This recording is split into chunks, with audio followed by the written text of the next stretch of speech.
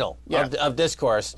And so going forward, the policies would be in place on the regulatory front. How might they impact crypto? Because every country is now evolving a regulatory framework for crypto. Some countries are openly trying to attract crypto business. Some countries are repelling the crypto business.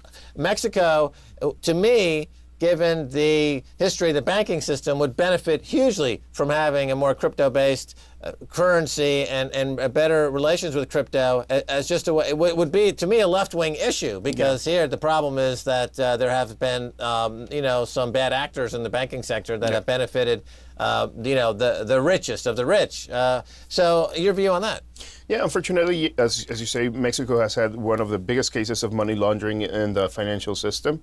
We have one of the largest unfortunate cases, which is HSBC, for example.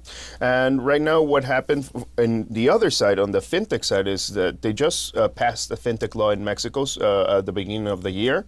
So right now, all the fintech industry is being regulated, and there are now some clear rules, including us as cryptocurrencies exchanges, which is good because now you know how you can interact with regulated players, for example, stockbrokers, banks, and different regulated entities. And there is some clarity of with whom do we have to work with in order to get, for example, more cryptocurrencies into the exchange. How are we going to interact different financial services, and how are we going to interconnect to the Mexico financial system? It was the Wild West, I would say, before last year. Right, so you were in a bit of an island, an unregulated island, which has a certain appeal as a counterpoint to the banking system that was perceived as being run in an inefficient way, or a lot of bad apples, as some use that term.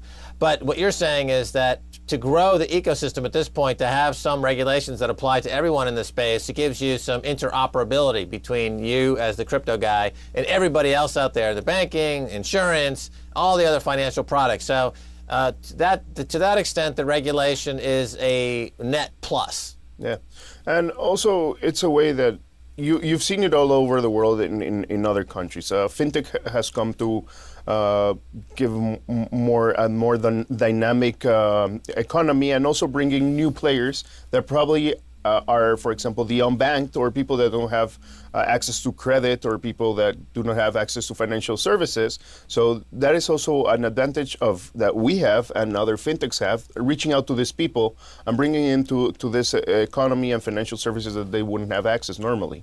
So we make it grow and develop. Right. So, and so this is why I really feel like cryptocurrencies are undervalued, because there's so many unbanked people, bringing up the graph, and there's so much regulation that needs to be passed to set up a clear path to bring in not just institutional people, but the unbanked people as well. And that's why, we've been pretty stable at a $300 billion market cap. I would say even if it goes lower to maybe 200 or 100 billion, it's going to be very short term. Long term, if you are going to invest in crypto and you're going to think about the long term picture, there's just so many use case opportunities and so many situations where crypto will be valid. And obviously, and that's why my strategy has always been just stay in the top 10 for now, because it's really going to take a little time for everything to shake out and kind of see what's going to work and what's not going to work, and what's going to be useful and what is, unfortunately there are a lot of crypto scams out there.